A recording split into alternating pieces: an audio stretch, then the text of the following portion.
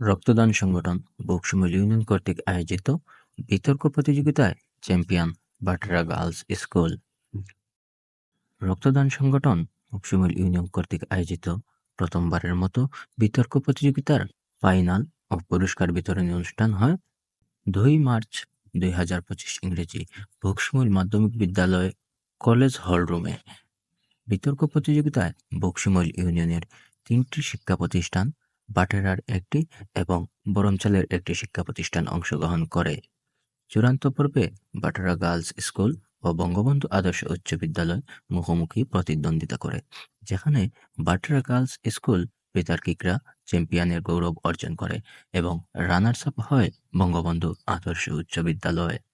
প্রথম অধিবেশন বিতর্ক প্রতিযোগিতা শেষ হলে দ্বিতীয় অধিবেশন পুরস্কার বিতরণী অনুষ্ঠানে অত্র সংগঠনের উপদেষ্টা জনাব নুরুল ইসলামের সভাপতিত্বে এবং কামাল উদ্দিনের সঞ্চালনায় কুরআন তিলাওয়াত করেন অত্র সংগঠনের সভাপতি আহমদ আল হাসান। পুরস্কার প্রদান অনুষ্ঠানে প্রধান অতিথি হিসেবে উপস্থিত ছিলেন বকশিমল ইউনিয়ন পরিষদের চেয়ারম্যান জনাব মোহাম্মদ আজিজুর রহমান মনির। আয়োজনে প্রধান আকর্ষণ হিসাবে বক্তব্য করেছেন জিপিএইচ ইস্পাত কোম্পানির জিএম জনাব এনামুল ইসলাম। প্রধান বক্তা বলেন, উপজেলা বা জেলা পর্যায়ে এমন জাঁকজমক আয়োজন আগে কখনো হয়নি। রক্তদানের এমন আয়োজন প্রশংসনীয়। আগামী বছর এই সংগঠন নিয়ে আরো বড় করে এমন আয়োজনের সঙ্গী হবেন, যা ভবিষ্যতে আদর্শের প্রতীক হয়ে উঠবে।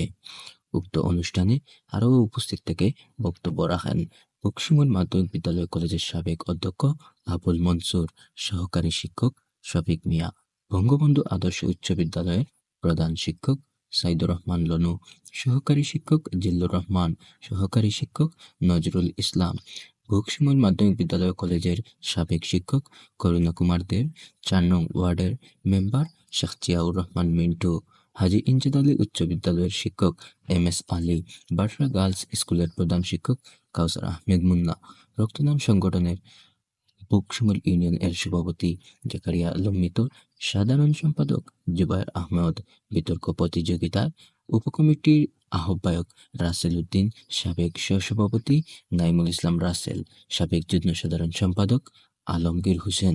এছাড়াও বক্তব্য রাখেন বিজয়ী দলের দলনেতা মিম বেগম এবং পরাজিত দলের দলনেতা তাবাসসুম জান্নাত নাফিজা সহ অন্যান্য নেতৃবৃন্দ।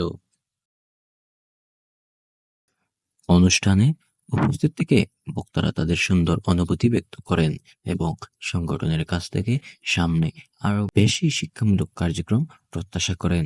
এই আয়োজনের মাধ্যমে শিক্ষার্থীদের মধ্যে বিতর্কের প্রতি আগ্রহ ও যুক্তিভিত্তিক বিতর্কের গুরুত্ব তুলে ধরা হয়।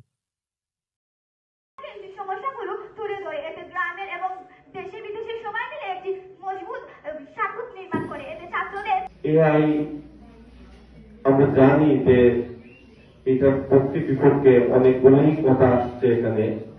আমি ভাবতেছিলাম যে যেটাই থাকুক ওনারা কিভাবে উপস্থাপনা করছেন, এক একজন বিতর্কী যেভাবে অন্যকে অ্যাটাক করে আবার যুক্তি খণ্ডন করে আবার ইনফরমেটিভ অনেকগুলো ইনফরমেশন দিয়ে নিজের অবস্থানকে বেড়া অবস্থান বা সত্য অবস্থান নিজের পক্ষে যুক্তি যেভাবে দিচ্ছিলেন, মনে হচ্ছিল এটা আমাদের এখানকার একটা স্কুলে যে বসে করছিল। এটা সেই ছোটবেলা যখন পৃথিবীতে বিতর্ক প্রতিযোগিতা দেখতাম, মুক্ত হয়ে তাকিয়ে থাকতাম, আমার মনে হচ্ছে আমাদের এই বিতর্কিকরা সেই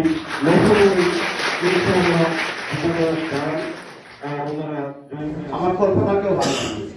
আমাদের কর্মসূচি তাদের যে যুক্তিতর্কের মাধ্যমে প্রতিপক্ষকে গায়েল করার জন্য যত ধরনের কৌশল প্রয়োগ করা যায় তার একটিও তারা বাদ দিয়ে যায়। যাই হোক,